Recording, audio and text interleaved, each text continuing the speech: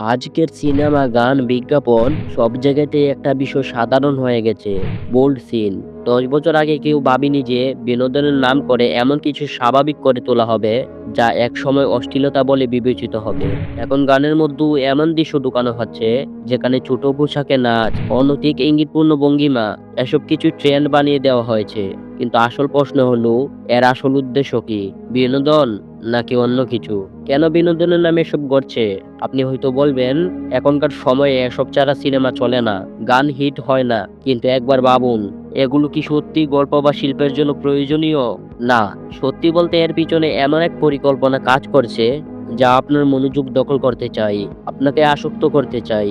এই কন্টেন্টগুলো শুধুমাত্র বিনোদনের জন্য নয়, বরং একটি সুপরিকল্পিত ফাঁদ। এই কৌশল আসলে নতুন কিছু নয়। যুগে যুগে মানুষের মস্তিষ্ক কিভাবে প্রভাবিত করা যায়, কিভাবে মানুষকে নিয়ন্ত্রণ করা যায়, সেই গবেষণা হয়েই আসছে। আজকের বিনোদন শিল্প সেই গবেষণাকে কাজে লাগিয়েই আপনার চিন্তা ভাবনা, পছন্দ অপছন্দ এমনভাবে নিয়ন্ত্রণ করছে যাতে আপনি কখনো বুঝতেই না পারেন এটা কিভাবে কাজ করে। মানুষ যা দেখে, ধীরে ধীরে তার মস্তিষ্ক সেটাকে স্বাভাবিকভাবে ভাবতে শুরু করে। প্রথমে আপনার সামনে এমন কিছু কন্টেন্ট আনা হবে যেটাকে আপনাকে আকর্ষণীয় মনে হবে। কিছুদিন দেখার পর এগুলো আপনার কাছে স্বাভাবিক হয়ে যাবে। তারপর ধীরে ধীরে আরো বাড়তি কন্টেন্ট আসবে যা হয়তো প্রথম দেখায় আপনি অস্বস্তি বোধ করবেন, কিন্তু বারবার দেখার ফলে সেটাই নতুন স্বাভাবিকতা হয়ে দাঁড়াবে। এই পুরো প্রক্রিয়ায় আপনার মস্তিষ্ক ধীরে ধীরে আসক্ত হয়ে যায়। বিজ্ঞান বলে, যখন আমরা বিশেষ কিছু ধরনের কন্টেন্ট দেখি তখন মস্তিষ্ক ডোপামিন নামক হরমোন নিশ্চিত হয়, যা আমাদের আনন্দ দেয়। সমস্যাটা এখানেই। প্রাকৃতিকভাবে আনন্দ পাওয়ার উৎস, যেমন সাফল্য, পড়াশোনা, খেলাধুলা, ধীরে ধীরে মস্তিষ্কের কাছে মূল্যহীন হয়ে যায়। কারণ বিনোদনের মাধ্যমে আপনি তাৎক্ষণিকভাবে বেশি আনন্দ পেতে শিখে যান। এরপর কি হয়? আসল জীবন আপনার কাছে বোরিং লাগতে শুরু করে।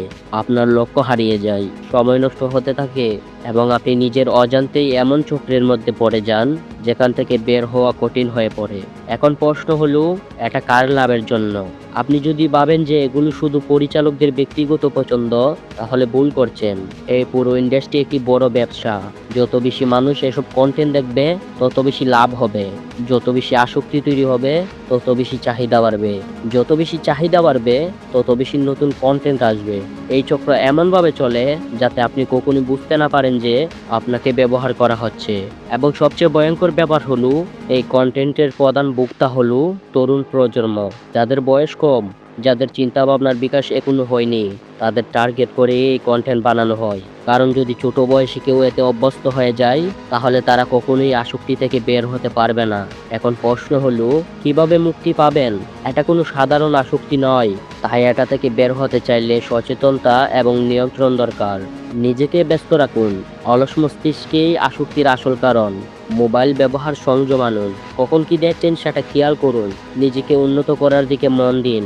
পড়াশোনার দক্ষতা উন্নয়ন, নতুন কিছু শেখার প্রতি আগ্রহ, প্রকৃতির সাথে সময় কাটান। এটা মস্তিষ্ককে স্বাভাবিক অবস্থায় ফিরিয়ে আনতে সাহায্য করে। আপনার জীবন আপনার হাতে। আপনি কি দেখবেন, কিভাবে সময় ব্যয় করবেন, সেটা সম্পূর্ণ আপনার সিদ্ধান্ত। তবে মনে রাখবেন, আপনি যদি নিজের জীবন নিয়ন্ত্রণ না করেন তাহলে অন্য কেউ করবে। এই ভিডিওতে লাইক শেয়ার করবেন কিনা সেটা আপনার ব্যাপার, কিন্তু আপনার ভবিষ্যৎ কিভাবে গড়ে তুলবেন সেই সিদ্ধান্ত আজই নিন।